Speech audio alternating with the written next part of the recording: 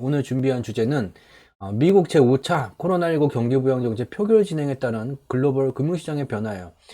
2020년 코로나19가 이제 중화인민공화국에서 발병이 되게 됐고 전 세계로 퍼져나가게 됐죠.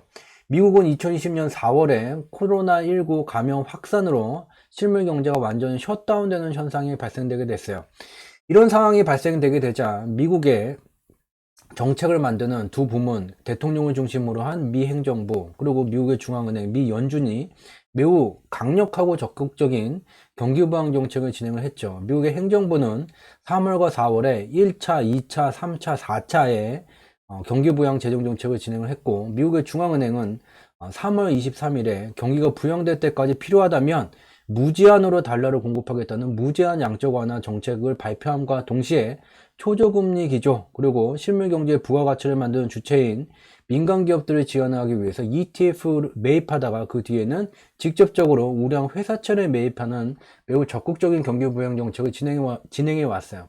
이에 따라서 글로벌 경제는 2020년 2분기를 바닥으로 3분기서부터 이제 개선세가 나타나게 됐고, 그렇지만 안타까운 점은 4월 이후에 추가 미국의 코로나19 경기부양 재정정책이 진행이 되지 않게 되면서 실물 경제의 단상을 나타내는 경제지표의 실적 개선세는 3분기를 넘으면서 4분기를 들고 오게 되면서 둔화세 또는 침체까지 나타내는 상황이 진행되어 오고 있던 상황이죠. 그러함에도 불구하고 미국은 미국의 대통령 선거와 관련돼서 미국의 공화당과 민주당의 정치적 대립으로 인해서 실물 경제의 개선세가 둔화 내지 침체되고 있음에도 불구하고 지속해서 제5차 코로나19 경기부양 재정정책을 합의를 지연을 해왔죠. 그러던 것이 12월 이제 4주차에 들어와서야 합의가 되게 되고, 이제 표결 단계를 거쳐서 2021년 바이든 정권이 들어서기 전에 이제 마지막 트럼프 정권 하에서의 제5차 코로나 경기부양 정책이 진행이 되는 그런 흐름으로 진행되고 있습니다. 오늘 준비한 내용 이제 본격적으로 본 내용을 살펴보기 전에 좀 안내의 말씀을 드리도록 하겠습니다. 경제지표 스토리텔링의 모든 내용은 저작권법의 보호를 받습니다. 상업적 목적, 개인적 목적의 블로그 게재와 유튜브 방송 등을 통한 무단 도용 및 전제, 재배포를 금합니다. 네, 오늘 준비한 주제, 드디어 미국의 제5차 코로나19 경기부양 정책이 표결 단계, 합의 단계를 넘어서 이제 집행되는 단계에 이르고 있고, 이에 따라서 글로벌 금융시장에 변화가 시작되고 있다. 작은 변화의 시작일지는 모르지만 반드시 이것을 인지해야 하는 그런 시절에 우리는 있고, 과연 숫자로 표현된 경제지표의 원인과 결과 분석 내용이 어떠한 이야기를 들려주고 있는지 오늘 시간을 통해서 살펴보도록 하겠습니다. 먼저 이제 뉴스를 보게 되면 12월 21일자 기준의 뉴스기는 하죠. 드디어 이제 코로나19 백신이 12월서부터 사람들에게 접종이 되는 것과 같이 기다리고 있었던 미국의 제5차 코로나19 경기부양 재정 정책이 12월 4주차에 이제 합의가 되고 이것이 이제 집행되는 단계에 이르고 있다는 그런 내용을 확인해 볼 수가 있어요. 그러면 지금 제5차 얘가 이제 코로나19 경기부양 재정정책이 되고 지금까지 진행됐었던 1, 2, 3, 4차 코로나19 경기부양 재정정책과 미국의 중앙은행에 의한 경기부양 통화정책의 성과에 대해서 좀 살펴볼 필요가 있죠. 여기에 이제 파란 선으로 나타낸 것이 금융 스트레스 지수라는 거예요. 실물 경제에 문제가 생기게 되면 자동차의 엔진 회전 속도, RPM과 같은 실물 경제의 돈의 흐름을 나타내는 지표 중에 하나가 통화 유통 속도라는 경제 지표가 있어요. 실물 경제에 문제가 생기게 되면 자동차의 엔진에 문제가 생겨서 RPM 속도가 떨어지는 것과 같이 통화 유통 속도가 떨어지게 되고, 이렇게 되면 반대로 상승하는 것이 금융 스트레스 지수, 여기 파란 선으로 나타낸 거예요. 2008년 글로벌 금융위기, 2001년 IT 버블 붕괴, 이와 같이 미국 경제에 문제가 생기게 되면 파란 선에 금융 스트레스 지수가 하늘로 솟구치는 현상이 나타나게 돼요. 즉, 얘를 금융 스트레스 지수를 0을 하회하는 안정 수준으로 가져가기 위해서는 결국은 실물 경제의 통화 유통 속도, 돈이 원활하게 회전할 수 있도록 조건을 만들어 줘야 돼요. 근데 매우 안타까운 것이 통화 유통 속도를 다시 가속시킬 수 있는 유일한 딱 하나의 방법은 얘가 가속될 때까지 유동성 공급을 확대하는 방법뿐이 없죠. 그래서 여기에 이제 빨간색 선으로 나타나는 게 미달라 증감 속도예요. 그래서 이와 같이 파란 선의 금융 스트레스 지수가 치솟으면서 실물 경제에 돈이 돌지 않는 현상이 발생되게 되면 이와 같이 미달러 유동성 공급 속도를 매우 격하게 가속을 시키게 되고, 이러한 기간이 누적되게 되면 금융 스트레스 지수는 점진적으로 낮아지게 되면서 0을 하회하는 안정 상태로 들어오게 돼요. 그렇지만 2008년도에 글로벌 금융위기를 어느 정도 마무리 지은 이후에도 지속적으로 후폭풍이 발생이 됐고, 그때마다 금융 스트레스 지수가 0을 넘어서는 현상이 나타나게 됐고, 미국의 중앙은행은 그때마다 미달러 유동성 증가 속도를 가속시키면서 지속적으로 2008년에 발생된 악성 매물들을 해소하는 장기간의 시간이 소요가 됐어요. 그리고 우리가 주목해야 되는 것은 2020년에 들어와서 다시 파란색 선으로 나타낸 금융 스트레스 지수가 코로나19로 실물 경제가 멈춰서게 되면서 2008년 수준은 아니었지만 매우 단기간에 2008년 수준에 버금가는 속도로 증가되는 현상이 나타나게 됐죠. 미국은 최고 의사결정권자가 바뀌더라도, 즉 행정부의 최고 의사결정권자가 바뀌든지 아니면 중앙은행의 최고 의사결정권자가 바뀌더라도 기존의 구축된 시스템이 완전히 폐기되지 않고 그대로 유지되게 됩니다.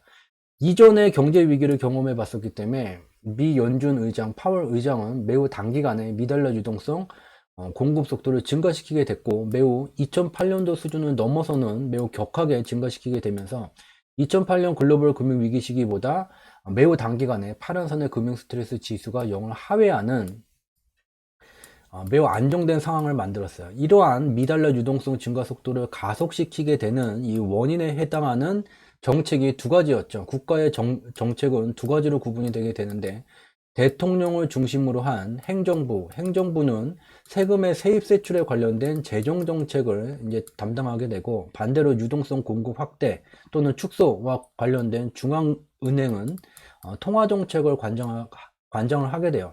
이와 같이 빨간색 선의 미달러 유동성 증가 속도가 2008년 수준을 넘어서는 매우 격하게 증가되는 시절, 미국의 행정부는 1, 2, 3, 4차 코로나19 경기부양 재정정책을 진행을 했고, 여기에 미국의 중앙은행은 3월 23일 무제한 양적 완화 통화정책과 더불어서 초저금리 기조를 유지를 하면서 우량 회사채, 국채를 포함한 우량 회사채를 매입하는 매우 적극적인 경기부양 정책을 진행했고, 두 가지가 합쳐지게 되면서 매우 단기간에 빨간색 선 미달러 유동성 증가 속도가 격하게 증가되게 되면서 미국 실물 경제에 돈이 돌지 않는 현상을 안정된 상태로 가져왔어요. 즉, 달리 표현하면 미국 경제의 부가가치를 창출하는 주체인 민간 기업들이 필요할 경우에 돈을 빌리는데 아무런 문제가 없는 상황을 만들어준 거죠, 정책적으로. 그리고 이러한 과정 속에서 우리가 또 간과해서는 안 되는 것이, 미국의 중앙은행장 파월 의장은 현재는 부채가 늘어나는 것에 집중할 때가 아니다. 어떻게 해서든지 실물 경제가 정상 가동될 수 있도록 조건을 갖춰주는 게 급선무이다. 근데 물론 이제 실물 경제가 멈춰서게 되면 부채 비율이 낮더라도 그게 무슨 소용이겠습니까? 지금은 심장마비에 걸린 사람, 심장이 뛰도록 해야 되지, 병원비가 많이 나오니 큰 병원 가지 맙시다, 종합병원 가지 맙시다, 못 가도록 막읍시다 라는 것은 상식적으로 맞지가 않다는 것도 인지할 수 있고, 파월 의장은 다행히도 그 점을 매우 명확하게 인식하고 있다는 점이 글로벌 경제 관점에서는 좀 다행이죠. 이러한 미국의 3월과 4월에 집중적인 코로나19 경기부양 정책이 진행이 되게 되면서 미국 경제의 부가가치를 만드는 실체인 민간 기업들의 기업 이익이에요. 1분기, 2020년 1분기, 2020년 2분기, 2020년 3분기예요. 4월에 미국 경제가 셧다운이 됐었죠. 그래서 3분기에 이와 같이 미국의 기업이 미국 행정부의 적극적인 코로나 경기부양 재정정책과 미국의 중앙은행에 의한 매우 적극적인 경기부양 통화정책이 합쳐지게 되면서 미국의 기업 이익이 3분기에 들어와서 매우 격하게 2분기 대비 27.5% 급등하는 현상을 나타내게 됐고, 여기에 주목할 것이 아니라 우리가 주목해야 되는 것은 코로나19가 발생되기 전 정상 가동되던 실물 경제 속에서 미국의 기업 이익의 상한 수준을 넘어서는 실적을 달성했다는 것에 주목을 해야지 되겠죠.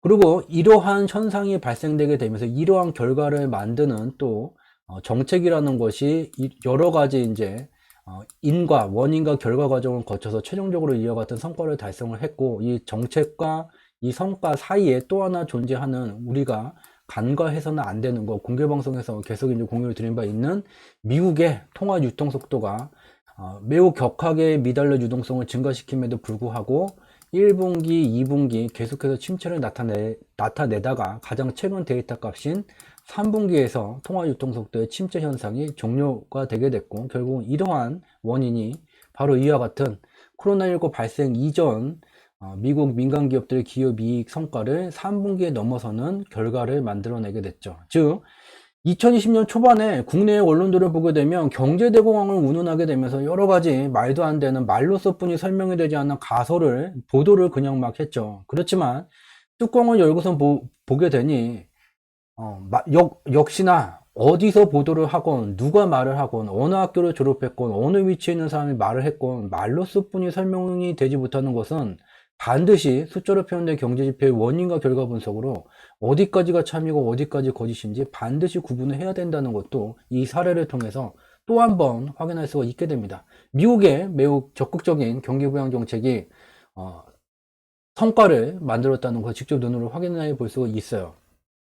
이런 상황, 통화유통 속도의 침체 현상이 종료되게 되면서 미국의 기업이익이 코로나19 발생 이전 실적 수준을 넘어서는 그러한 단계까지 와 있다. 여기에 드디어 3월과 4월 이후에 종료되었었던 제5차 미국의 코로나19 경기부양 재정정책이 진행이 되게 되면 미국의 기업이익이 얼마나 더 좋아질까? 좋아지겠죠. 근데 이러한 합의를 하는 과정 속에서 역시 정치인은 정치가 먼저 앞에 오게 되죠. 여기 매우 중요한 뉴스를 보게 되면 대부분이 미국 상원 1천조 원 코로나 경기부양 정책 드디어 진통끝 타결. 그래서 어떤 내용을 담고 있고 미국의 공화당과 민주당에 대립됐었던 취지는 무엇이고 그리고 그것이 이제 진행이 되면 어떻게 될 것 같다는 보도 내용은 있지만 이 과정 속에서 여기 연합 뉴스는 이 내용을 매우 간략히는 담았죠. 무엇이냐면 우리가 주목해야 되는 것은 물론 이제 제5차 코로나19 경기부양 정책이 진행되게 되면 2020년 3분기서부터 침체세가 종료된 미국의 미달러 통화 유통 속도, 또 이의 원인의 결과에 해당하는 미국 기업이익의 2019년 실적 수준을 넘어서는 성과, 이게 더 좋아지겠지만 한 가지 미국의 공화당과 민주당 정치인들이 실물 경제의 논리를 앞서서 정치 논리를 여기다 또 박아놨어요. 자세히 봐야 돼요. 매우 뉴스 기사에서는 대부분 이 내용을 다루지를 않는 내용들이 많아요. 뭐냐면 민주당과 공화당은 미국의 중앙은행이 의회 승인을 받지 않고도 비상대출 프로그램을 마련해 이행할 수 있는 권한을 유지하지만, 여기서 이제 정치인 티가 나죠. 권한을 유지하지만 의회의 승인 없이 2020년 3월과 똑같은 프로그램을 반복할 수는 없도록 하는 제한을 달았다. 이게 뭐요? 하라는 거야 말라는 거야? 역시 정치적이죠. 권한은 주지만 하려면 의회의 승인을 받아라? 뭔 말이요? 뭔 말인지 봐야 되겠죠. 숫자로 표현된 경제지표 원인과 결과 분석을 보게 되면 이 얘기예요. 여기 빨간색 선이 미국의 미 달러 유동성 증감 속도예요. 2020년 초에 코로나19가 발병이 되고 4월에 실물 경제가 멈춰서게 되자 파란색 선의 금융 스트레스 지수가 매우 급하게 치솟게 됐죠. 그래서 실물 경제의 이제 통화 유통 속도를 개선시키기 위해서 미국은 이와 같이 빨간색 선으로 나타낸 미달러 유동성 증가 속도를 매우 격하게 증가시켰어요.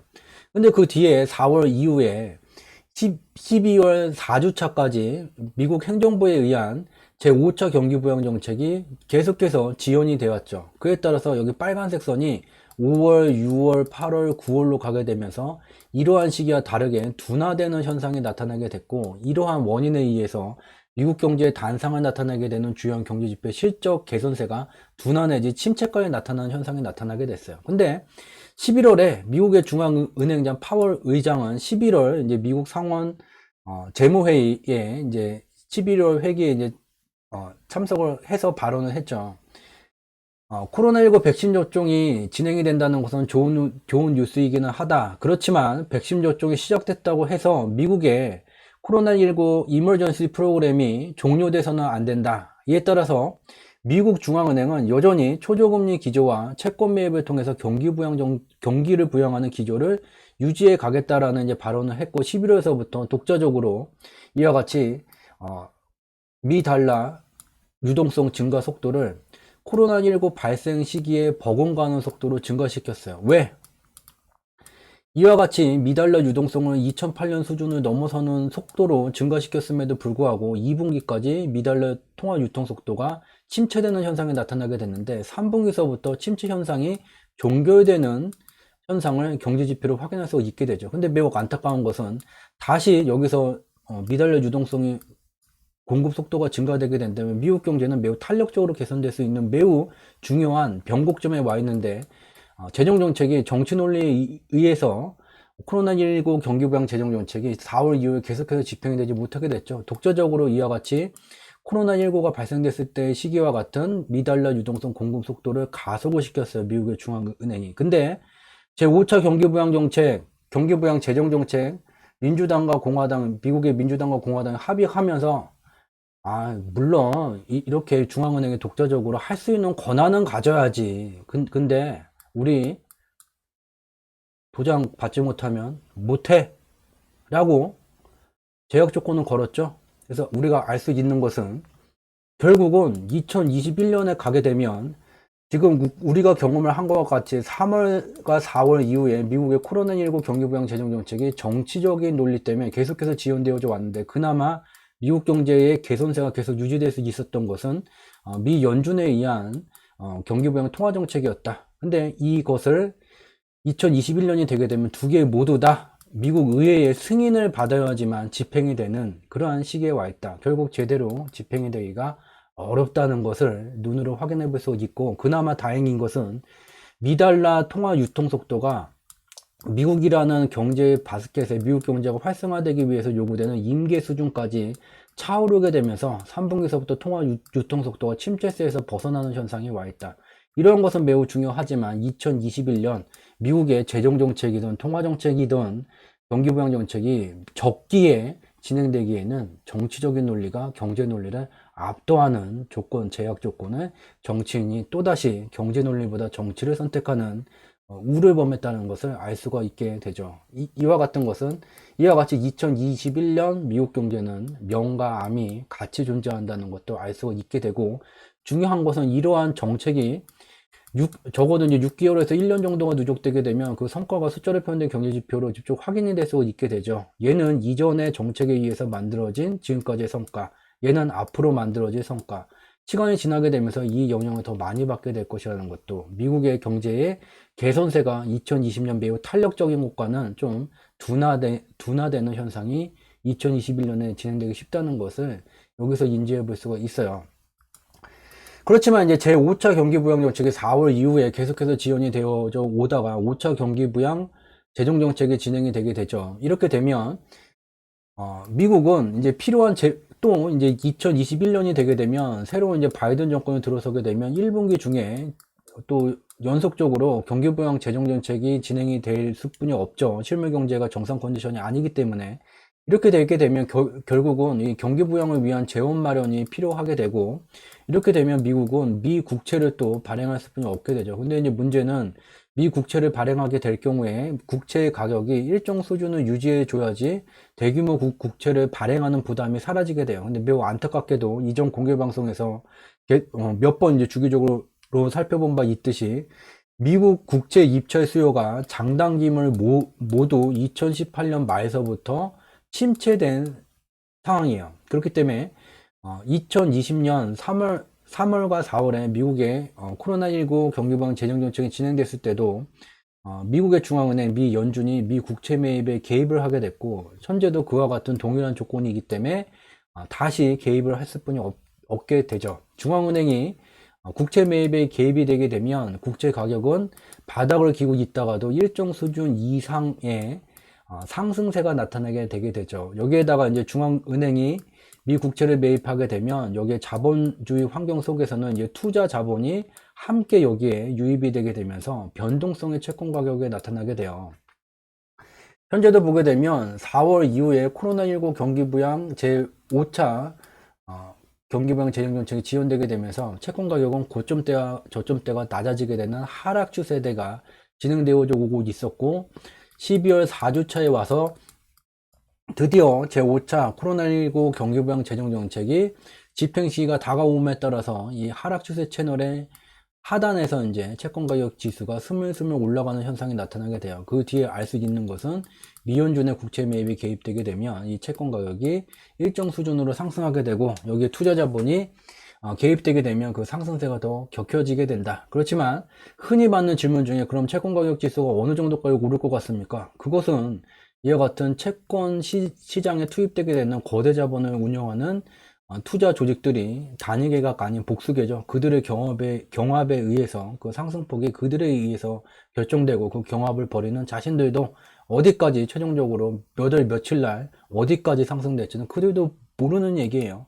이와 같다. 그렇지만 숫자로 표현된 경제지표의 원인과 결과 분석으로는 이와 같이 채권 가격이 의미 있는 단기 하락 추세대 저점에서 올라가는 현상이 나타나고 있고, 여기서 이제 주목해야 되는 것은, 또 하나 이제 주목해야 되는 것은 채권 가격이 이제 단기 하락 추세대 하단에서 위로 올라가는 현상과 연동돼서 주식시장에도 변화가 나타나야지 되겠죠.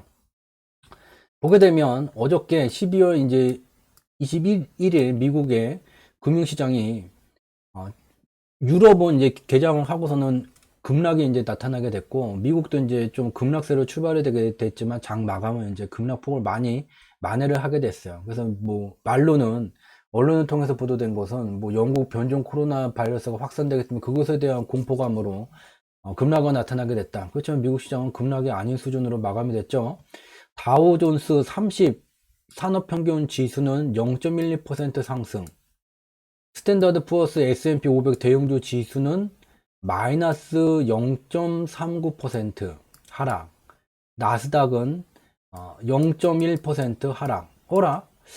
대형주가 하락이 마이너스 0.39%까지 많이 하락폭을 줄였고, 다우산업은 오히려 상승을 했네. 유럽과 다르네. 왜 이러한 현상이 나타나게 됐는지를 확인을 해야지 되겠죠. 먼저 미국의 S&P 대형주 지수예요. 얘를 보게 되면 여기에 수명주기를 나타내게 됐어요. 수명주기는 반도체 기술의 수명주기가 짧아진다, 스마트폰의 제품 수명주기가 짧아지고 있다와 동일한 수명주기 이론, 라이프 사이클 시어리에 해당되는 내용이에요. 이론적인 충분한 검토는 인류의 역사를 통해서 충분히 받은 이론이 되게 돼요.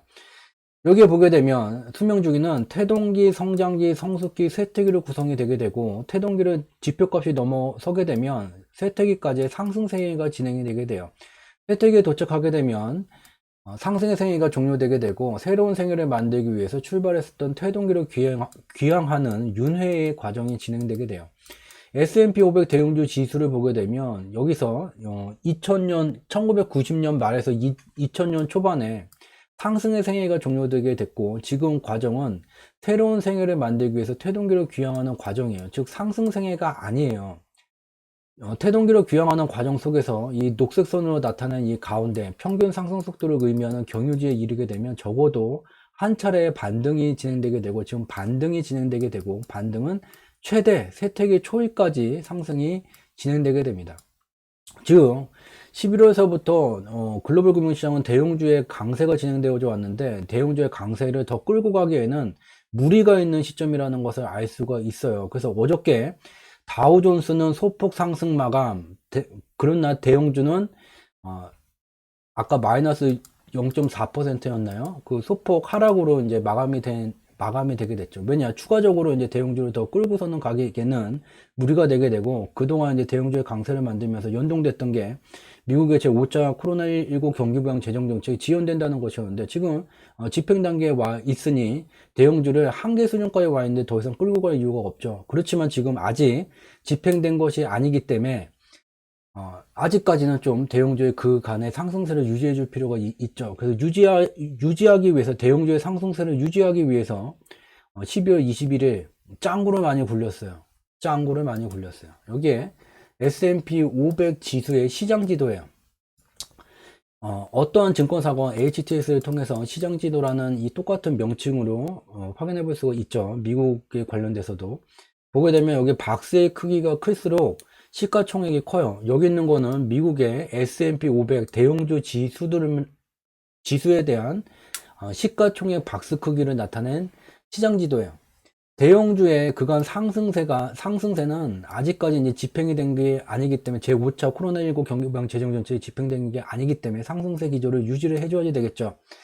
가장 쉬운 방법은 시가총액 박스가 큰 몇 개만 상승으로 잡아두게 되고 이 박스가 큰 애들을 상승으로 잡아놓게 되면 한계 수준에 와 있는 대형주 지수 자체가 추가적으로 상승하는 역현상이 나타나게 되니 가장 손쉬운 방법은 이와 같이 박스가 큰 애들을 상승으로 몇 개를 잡아두고 나머지는 다 조정이 나오게 만들면서 이 상승 감도를 떨어뜨리는 거죠. 여기는 대한민국하고 다르게 글로벌 금융시장에서는 대부분 붉은색이 마이너스, 연두색이 플러스로 통용돼서 사용하는 국가가 훨씬 더 많습니다. 대한민국과는 반대예요. 여기 보게 되면 녹색으로 나타난 게 플러스, 빨간색으로 나타난 게 마이너스예요. 딱 눈으로 보면 아따 쬐끈한 것들 다 마이너스네. 큰 놈들 몇 명만 플러스네.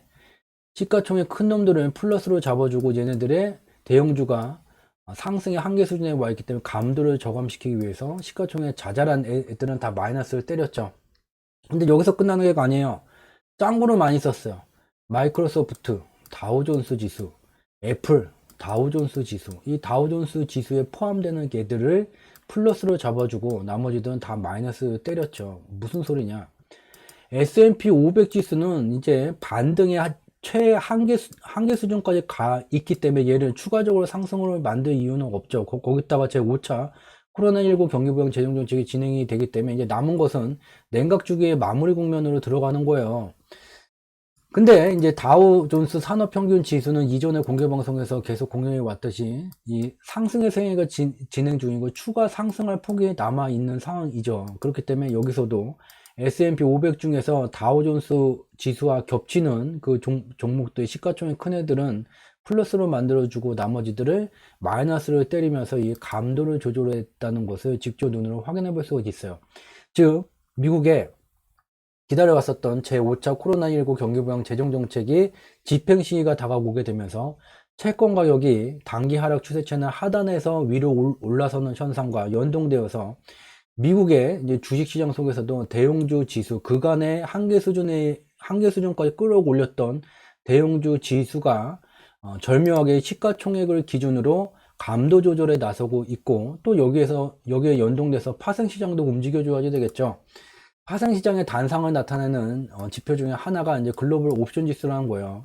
여기에 이제 파란색 선과 빨간색 선은 저희 경제지표 스토리텔링의 룰 오브 썸, 경험의 법칙으로 이제 여기다 명기를 했고, 글로벌 옵션 지수가 파란색 선을 넘어서게 되는 것은 옵션 시장에서 주요한 금융상품들이 일정 수준을 넘어서는 하락이 나타날 것으로 베팅하는 금액이 많아지게 되면 파란 선을 넘어서게 되고 반대는 빨간 선을 넘어서게 돼요. 2020년 3월의 폭락 현상을 대부분의 사람들이 기억을 하지만 이와 같이 냉각 주기의 마무리 국면, 여기 파란 선에 다가가는 그 주기를 이제 냉각 주기라고 말해요. 냉각 주기에 다가서기 전에는 반드시 과열 주기가 나타나게 돼요. 이와 같이 2019년 10월서부터 2020년 2월 초까지 과열된 양상이 진행된 이후에 이와 같이 냉각 주기 마무리 국면으로 가게 됐고 2020년 5월서부터 현재까지도 간헐적이긴 하지만 지속적으로 과열된 양상 또한 제한된 하방 변동성을 나타내는 특징을 보여왔죠. 왜?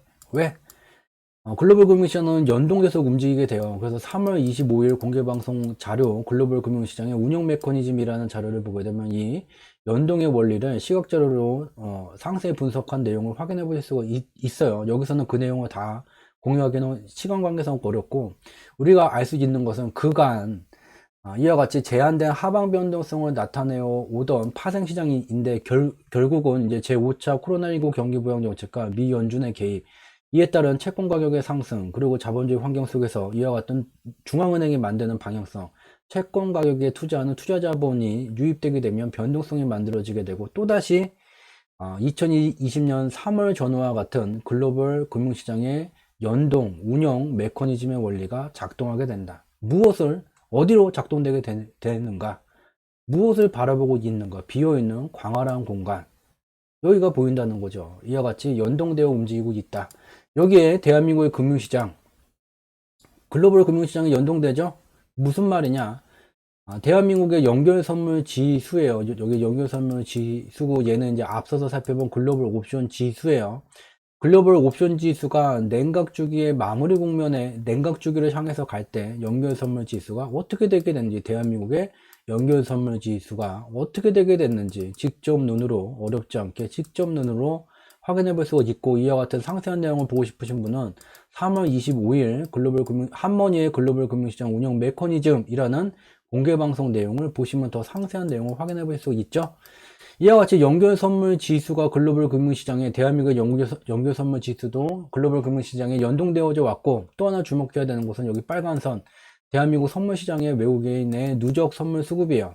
3월에 이와 같이 냉각주기 마무리 국면으로 가기 전에 이와 같이 2019년 10월서부터 2020년 2월 초까지 오버슈팅 현상이 진행되고 있음에도 불구하고 외국인은 선물 매수 포지션, 롱 포지션을 미리 청산을 한 것을 확인해 볼 수가 있고, 연결 선물 지수가 하락되고 있는 기간인데, 또 엘리어트 파동과 같은 기술적 분석가들은 반등이 나오고 마지막 파동, 추가 파동이 나올 것이라는 분석을 하던 중이었고, 국내 기관도 거기에다 베팅을 했는데, 외국인은 폭락이 나타나는 기간 선물에 대한 누적 포지션, 매수 포지션을 더 늘려가는 현상을 직접 눈으로 확인해 볼 수 있게 되고, 제5차 코로나19 경기부양정책 집행되게 되고, 미연준의 개입이, 국제 매입에 개입이 되는 순간 이와 같은 글로벌 금융시장의 운영 메커니즘이 다시 작동되게 될 것이라는 것도 어렵지 않게 인지할 수 있게 됩니다.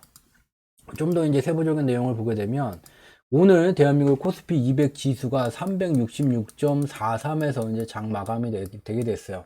이 366.43은 옵션 베팅표에서 이 노란 박스로 나타낸 365에서 367.5 미만 구간에 들어가게 돼요. 옵션 시장에서는 특정 기간에 자금 운용 능력이 가장 크기 때문에 주가지수 자체를 마음대로 움직일 수 있는 자금 운용 능력이 가장 큰 외국인이 자금 운용 능력이 가장 낮은 개인을 사냥하는 구조예요. 그래서 외국인이 승리하는 게임 속에서는 반드시 개인이 최대의 피해를 입는 지수 구간에서 마무리가 되게 돼요. 그래서 외국인은 주로 개인의 파란 숫자를 사냥하게 돼요. 개인의 파란 숫자가 많은 구간을 1번과 2번으로 나타내게 됐고, 현재 지수는 1번 구간을 향해서 다가가고 있다는 것도 시각적으로 확인해 볼 수 있어요. 1번 구간은 352.5에서 357.5 미만 구간이 됩니다. 그래서 현재 포지션이 크게 변화가 되지 않는 한 주가 지수, 코스피 200 지수는 상방으로 가는 변동성을 만들 수는 있지만, 여기 개인의 파란 숫자 포지션이 청산되지 않는 한 밑으로 향해 더 가게 되고, 또 앞서서 연결 선물 지수가 글로벌 금융시장에 어떻게 연동되어 왔는지 눈으로 직접 봤죠. 이러한 과정이 향후에 진행되는 시기가 머지 않았음을 인지할 수 있는 그런 내용, 오늘 공개방송을 통해서 공유를 드렸습니다. 공개방송이 화요일, 목요일 밤에만 진행을 하게 돼요. 그래서 이제 월화, 수목 중에는 이와 같은 네이버에다가 이제 경제지표 스토리텔링이라고 검색어를 치시게 되면, 블로그에 이와 같은 클릭을 하게 되면 저희가 운영하는 블로그 경제지표 스토리텔링 우리가 사는 세상 바로보기라는 블로그가 나오게 돼요. 그래서 매일 2개 정도씩 그날 이제 분석한 내용을 올려드리게 되고, 블로그에는 매우 단편적인 얘기만 좀 분석한 내용을 공유를 하게 되고요. 여기에 이제 연관 검색어에 보게 되면 주상지라고 여기 조회가 돼요. 조회수가 좀 이제 많아져갖고 연관 검색이 되고요.